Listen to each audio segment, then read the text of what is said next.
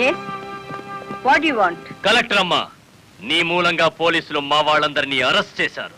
చట్టాన్ని ఎదిరిస్తే ఫలితం అలాగే ఉంటుంది. నన్ను రెచ్చగొడితే నగరం నాశనం అయిపోతుంది. జనానికి నిద్ర లేకుండా చేస్తాను. Shut up. After all, ఒక వీధి రౌడీ. అచ్చు తప్పు. మన పేరు గుడివాడ రాయుడు. రాయుడు అని నోరు తెరక్క రౌడీ అని పిలుస్తున్నారు. నీకు 2 నిమిషాలు టైం ఇస్తున్నాను. 1 టౌన్ పోలీస్ స్టేషన్ కి ఫోన్ చేసి అరెస్ట్ అయిన వాళ్ళందరినీ విడిచిపెట్టమని చెప్పు. నో, 2 నిమిషాల్లో నీ నిరాహార దీక్ష శిబిరాన్ని లేపేశాను. మరో 2 రోజుల్లో నిన్ను సిటీ నుంచి పారిపోయేలా చేస్తాను. నేను రోడ్డు మీద వస్తుంటే పక్క రోడ్లోకి జనం పారిపోయే ఈ విశాఖపట్నంలో నేను చందాలకు వస్తున్నానని తెలిస్తే క్యాష్ బాక్సులు తెచ్చి గుమ్మల్లో పెట్టే ఈ వైజాగులో నా పేరు చెబితే గుండె చప్పుడు రైలింజన్ చప్పుడులా వినిపించే ఈ వోల్టేరులో నడి రోడ్డు మీద జరిగిన ఈ అవమానానికి నేను వెన్ను చూపెడితే ఈ సిటీలో నేనెలా ఉండగలను? అందుకే ఈ ఊరి జనానికి గుర్తుండేలా, ఈ వీధి జనం ఏమిటి వింతని కథగా చెప్పుకునేలా నీకో గుణపాఠం చెప్తున్నాను.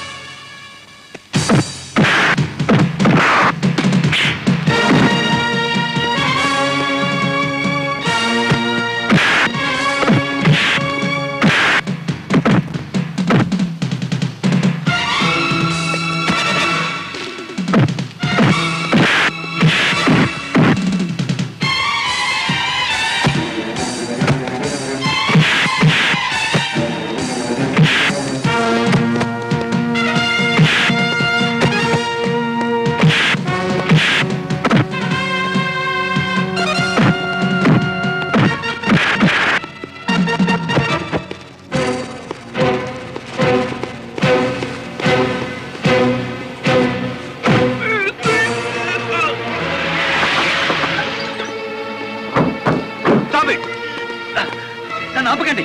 కలెక్టర్ గారి మీద చేయి చేసుకున్న వీడి 2 చేతులు విరిచేయాలి. బాలమురళి ఆగు, నా మాట విను. బాలమురళి యాక్షన్.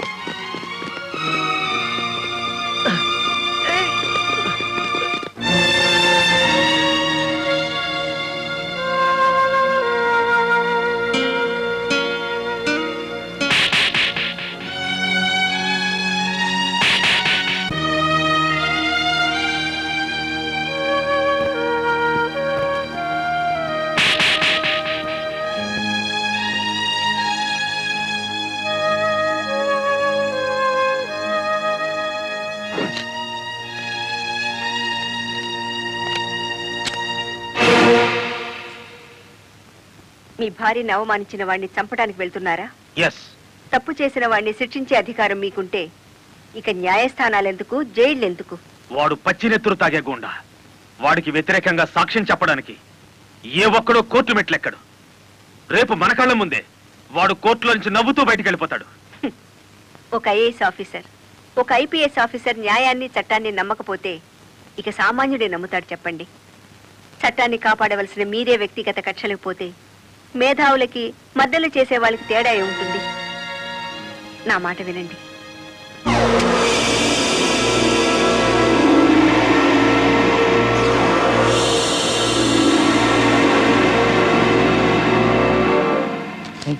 సిగరెట్ కాల్చుదని చెప్పాలి. నేను చెప్పను. నువ్వు చెప్పా. నేను చెప్పను, నువ్వే చెప్పు. సర్లే సార్, మా ఎస్పీ గారు వచ్చినప్పుడు మాత్రం సిగరెట్ కాల్చకండి సార్. ఏ మా ఉద్యోగాలు పోతాయి సార్. సిగరెట్ తాగను, మందు తాగుతాను. వెళ్ళ. అలాగే. ఏనుగు సచ్చినా బతికినా ఒకటే అన్నట్టు కటకటాలనక మన శ్రీకృష్ణుల్లో ఉన్నారు కదేటి. రాయుడు గారు, బెయిల్ కోసం ట్రై చేద్దామంటే ఈ రోజు హాలిడే అయిపోయింది.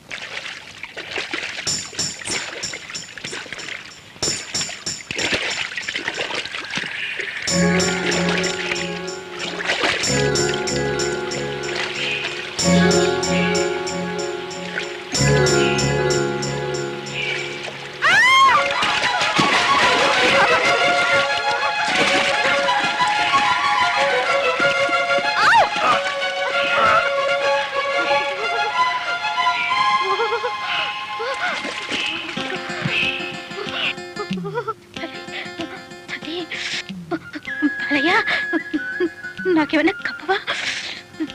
చలి.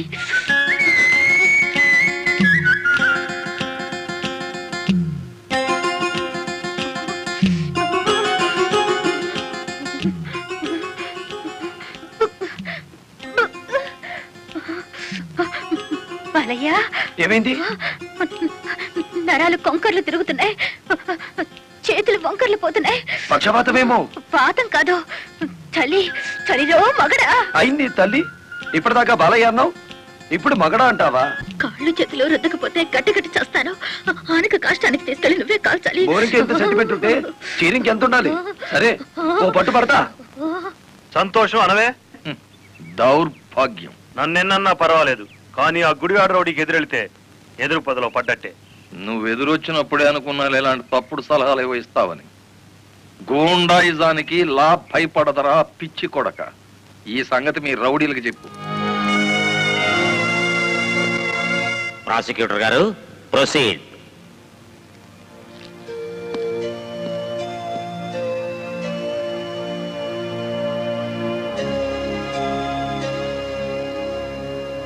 ఏం చేస్తున్నారు మీరు?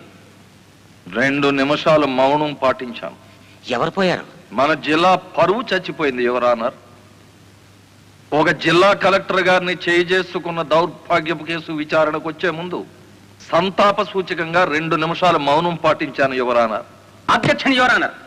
కేసు విచారణ ప్రారంభం కాకముందే మౌనాలు సంతాపాలు అంటూ రాయుడు గారు నేరం చేశారు అని నమ్మించడానికి ప్రయత్నం చేస్తున్నారు గౌరవనీయులైన పీపీ గారు. ప్రాసిక్యూటర్ గారు, అసలు కేసు వివరించండి. ఆనందంగా వివరించడానికి ఇది ప్రజాస్వామ్యానికి లభించిన విజయం కాదు యువరానర్. ఇటు ప్రజలకు అటు ప్రభుత్వానికి, ముఖ్యంగా the first lady of the district Shrimati Lalitadevi గారికి జరిగిన ఘోరమైన అవమానం. ఈ గుడివాడ రాయుడు గారు సాక్షాత్తు జిల్లా కలెక్టర్ గారి మీదే చేసుకున్నారు. అబద్ధం, నాకేం తెలీదు. ఒరే గుడివాడ రౌడీ, అబద్ధాలు ఆడామంటే నీ కమాన కట్టలు విరిగిపోతాయి.